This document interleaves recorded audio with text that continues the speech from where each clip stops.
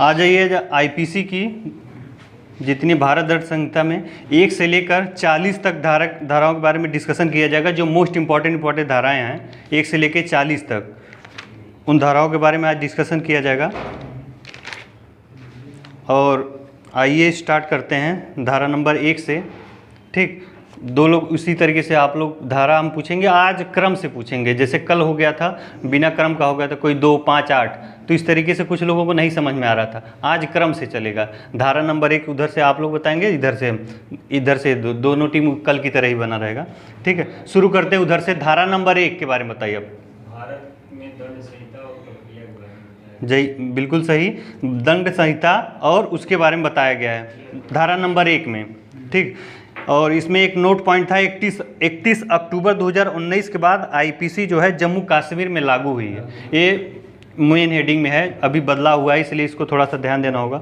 अब धारा नंबर 2 आप लोग बता दीजिए। भारत के अंदर किए गए अपराध। जी बिल्कुल सही, इन्होंने बताया भारत के भीतर किए गए अपराधों के बारे में दंड जो लिखा गया हो धारा 2 के अंतर्गत है। अब धारा नंबर 3 पे बता दीजिए आप लोग। भारत के बाहर किया गया अपराध। जी बिल्कुल सही, भारत के बाहर किया गया अपराध। मान लीजिए कोई विदेशी आकर हमारे यहाँ कोई अपराध करता है, उसके बारे में भी बताया गया है। और यहाँ से जाकर कोई बाहर भी अपराध करता है तो उसके भी लिए दंड का प्रावधान किया गया है धारा नंबर 3 में। और धारा नंबर 4 उन लोगों का है, बताइए आप लोग। धारा नंबर 4 भारतीय राजनीतिक क्षेत्र।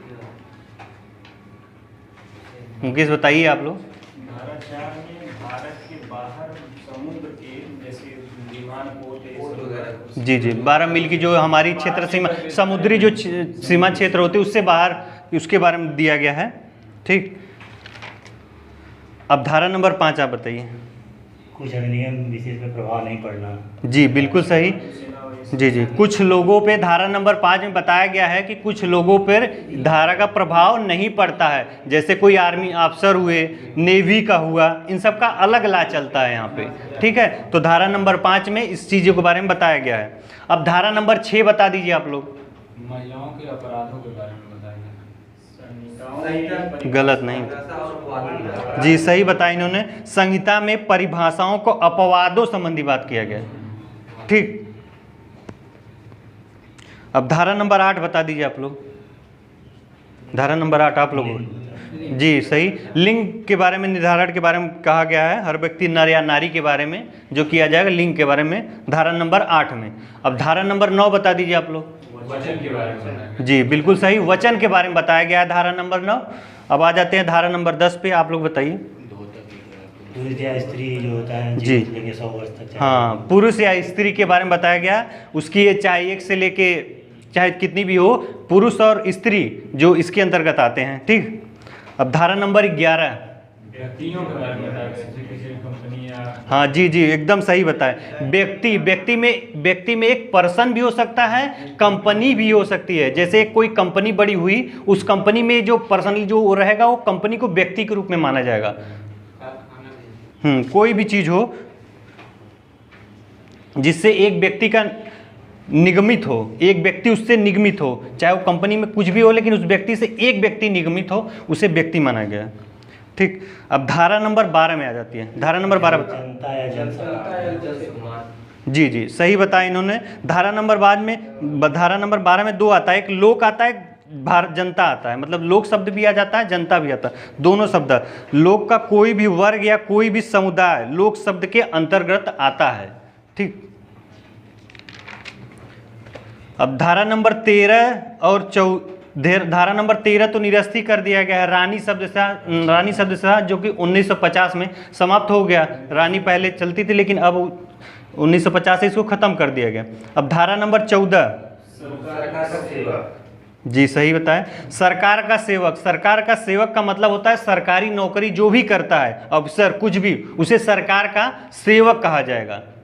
ठीक,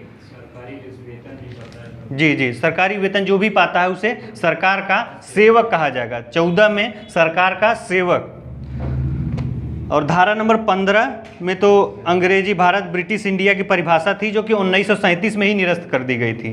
15 को तो खत्म कर दिया गया था। अब 16 में आ जाते हैं। Government of India. जी सही, भारत सरकार 16 में भारत सरकार भारतीय विधि अनुकूल आदेश 1937 द्वारा इसे भी निराशित कर दिया गया है। ठीक, 1937 द्वारा 15 और 16 को ख़त्म कर दिया गया। तो मतलब मान के चलिए, हमें लगता है 15, 16 और 14, 15, 16 और 14 ये तीनों खत्म कर दिया है। ये कभी भी ये भी क्वेश्चन आ सकता है कि कौन सी धारा को निराशित कर दिया गया था। तो 14, 15 और 13 कुछ भी हो सकता है। ठीक, निश्चित किया गया, तो हाँ ये भी पूछ सकता है। भारत सरकार 1937 में सरकार, भारत सरकार हटा दिया गया था, रानी वाला 1950 में किया। ठीक है, अब धारा नंबर 17 सरकार, स से 17 होता है, स से सरकार, ये याद रखिए। तो उसी सरकार हुआ, सरकार के बाद तुरंत भारत आ जाता है। तो धारा नंबर 18 और 17, 17 में सरकार हो गया, 18 में तुरंत भारत आ जाता है। तो भारत और सरकार एक ही साथ है, स से 17 उसके बाद भारत बन जाता है। भारत इसमें 18 में देखिए, भारत से जम्मू कश्मीर राज्य के अलावा भारत के राज्य क्षेत्र हैं, पहले माना जाता था, लेकिन 31 अक्टूबर 2019 के बाद जम्मू कश्मीर भी शामिल किया गया। जो भारत शब्द है, उस शब्द में जो है जम्मू कश्मीर को पहले नहीं माना जाता था, लेकिन 31 अक्टूबर 2019 के बाद जो है भारत को जम्मू कश्मीर पे भी लागू कर दिया गया। ठीक, अब आ जाते हैं धारा नंबर 19, बताइए आप लोग। ठीक, हाँ, धारा नंबर 19 में न्यायाधीश के बारे में कहा गया है। और धारा नंबर 20 बता दीजिए। ठीक है, 19 और 20, जो 19 और 20 दोनों न्यायाधीश और न्यायालय से संबंधित है। तो 19, 20 न्यायाधीश, न्यायालय। और धारा नंबर 21 बता दीजिए आप लोग। लोक सेवक, लोक सेवक का क्या मतलब होता है? मतलब सरकार के किसी पद पे जो रहता है उसे लोग,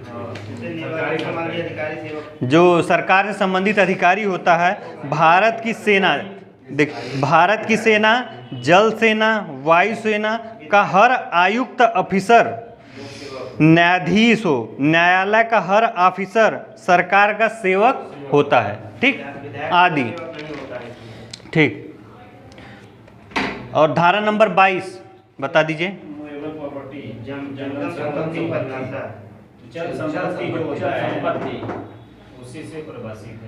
जंगम संपत्ति, संपत्ति को परिभाषित किया गया है इसमें। जंगम संपत्ति में संपत्ति को परिभाषित किया।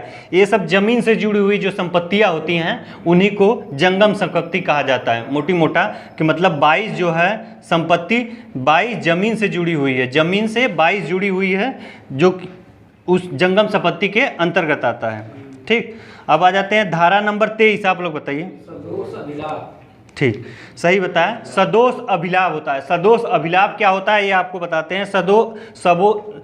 सदोष अभिलाप जो है दो प्रकार से होता है। सदोष अभिलाप में दो प्रकार का होता है, एक सदोष लाभ होता है और एक सदोष हानि होता है। सदोष लाभ जो होता है वो वैध रूप से हकदार होता है। इसको हम बता दें, मान लीजिए दो लोगों का जमीनी विवाद है, उनका दो लोगों का जमीनी विवाद है, तो उसमें से एक, जैसे दो लोग विवाद किए हैं तो उसमें से एक जो है उसका हकदार होगा। ठीक, लड़ रहा होगा। अब मान लीजिए वही दोनों किसी वकील को लेके, तीसरे आदमी वकील के पास लेके गए, लेकिन वो संपत्ति उन दोनों को उल्लू बना के तीसरा जो वकील है अपने नाम करा लिया, तो इसे क्या बोलेंगे? सदोष हानि। सदोष हानि। लेकिन हकदार ए और बी में से दो आदमी थे, दो आदमी में से वही दोनों थे हकदार, या तो ए होता या तो बी होता, लेकिन ये लोग वकील के पास गए और वकील जो है वो अपने नाम प्रॉपर्टी करा लिया, तो क्या हो गया? सदोष हानि हो गई। मतलब वो हकदार नहीं था लेकिन वो अपने नाम करा लिया, तो इसे बोलेंगे सदोष हानि। ठीक, 24 बेईमानी हो गया। 24 सबको याद रखिए, 24 बेईमानी हो गई। ठीक, धारा नंबर 25 बताइए आप लोग जी।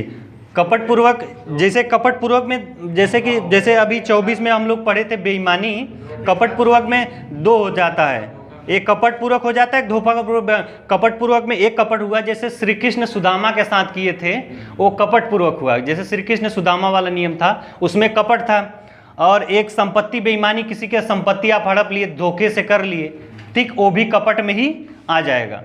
ठीक, अब धारा नंबर 27 पे आ जाते हैं। धारा नंबर 27 बताइए। वो विश्वास करने का कारण 26 में है विश्वास। कितना पूछे हैं? 27 बोले। सेवक 27 हाँ, जो तो 26 में बताया ना। 27 में है विश्वास। हाँ 27 27 में। धारा 27। हाँ वही। हाँ। सेवक, हाँ। पत्नी लिपिक संपत्ति मतलब जो भी होता ही हुआ कि मान लीजिए किसी को बच्चे वच्चे नहीं है, उसका सेवा कर रहा है, कोई नौकर ही है, उस संपत्ति का हकदार वही होता है। उनके मरने के बाद संपत्ति का अधिकार जो है उसी का होता है, चाहे वो पत्नी हो, चाहे वो लिपि हो, या तो सेवक हो। जिसके कब्जे में संपत्ति है, कोई आदमी है वो चला गया, मान लीजिए उसका कोई बच्चा नहीं है, कुछ भी नहीं है, तो उसका मान लीजिए कोई सेवक रहा, कुछ भी रहा, तो वो संपत्ति उसी की होगी जो अंतिम क्षणों में उसकी सेवा किया। ठीक, धारा नंबर 27 है। अब आ जाते हैं और एक देख लीजिए, संपत्ति से जितनी संबंधित हैं 22, 23, 24 और 25 और 27, ये धाराएं हैं 22 से लेके 27 तक। 5 धाराएं जो कि हैं जो संपत्ति से रिलेटेड हैं। जंगम संपत्ति, सदोष अभिलाभ वाला ये भी संपत्ति से है, 25 वाला भी है और 27, मतलब 22 से लेके 27 के बीच में लगभग में। ये ध्यान दीजिए नियर अबाउट संपत्ति से रिलेटेड है थोड़ा करके। जब भी मतलब 22 से 27 5-5 कैसे ग्रुप रहेगा, थोड़ा बहुत माइंड पे स्ट्राइक करने के काम आएगा। अब 28 में आ जाते हैं कूटकरण।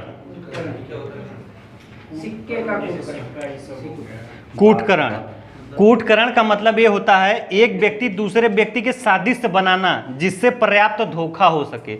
मतलब कोई चीज है उसका कॉपीराइट बना लेते हैं, मतलब किसी तरीके से एकदम सेम कॉपी आप उसके जैसा बना देना। हाँ, कोई कॉपीराइट लग जाता है ना, तो वो एक उसी को क्या कहते हैं, कूटकरण कहते हैं। किसी चीज का एकदम टिकटॉक कॉपी बना लेना, तो उसे कूटकरण के अंतर्गत आ जाता है।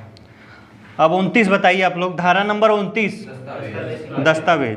दस्तावेज में कभी कभी एक क्वेश्चन आ जाता है कि जैसे कि दे देगा कि ये दस्तावेज के अंतर्गत है कि नहीं है।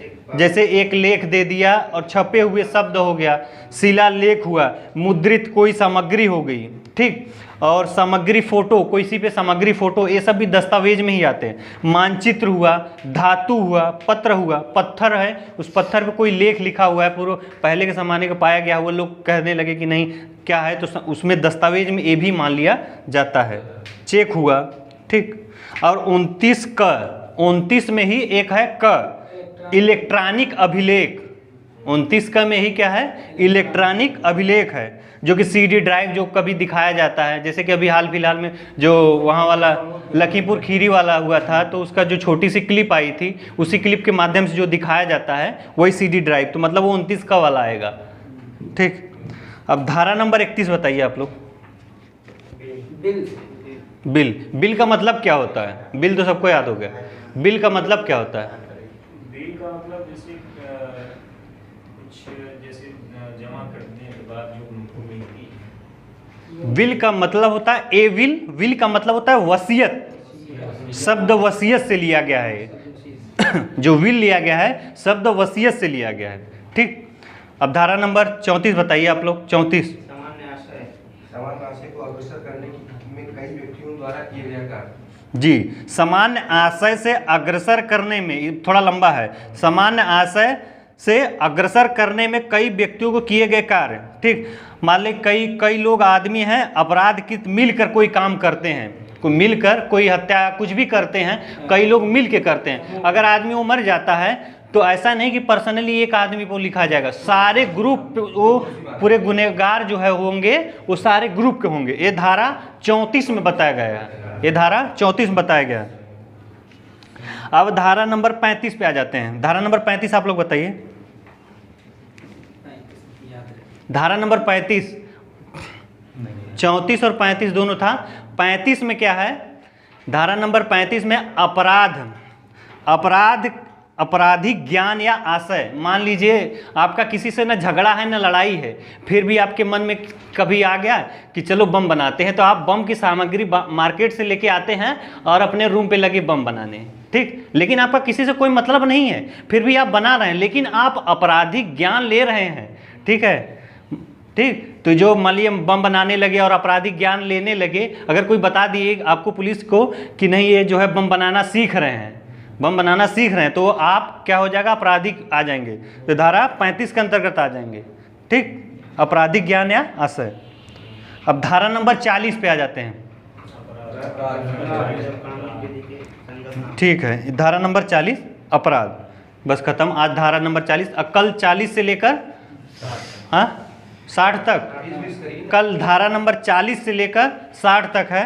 धारा नंबर 40 से लेकर 60 में एक बार थोड़ा नोट कर लीजिए। धारा नंबर 41, 42, 41, 42, 44, 45, 46, 47, 41, 42, 44, 45, 46, 47। ठीक, उसके बाद 48 भी कर लीजिए। 48 मोस्ट इम्पॉर्टेंट है। हाँ, 49, 50, 51, 52, रुकिए ना, 53, 53 तो मोस्ट इम्पॉर्टेंट है, धारा के बारे में बताया गया है। 40 से 60 तक गया था। और 55, अब 55 का क बस नहीं नहीं नहीं, 58 नहीं दिए, 58 नहीं लिखे।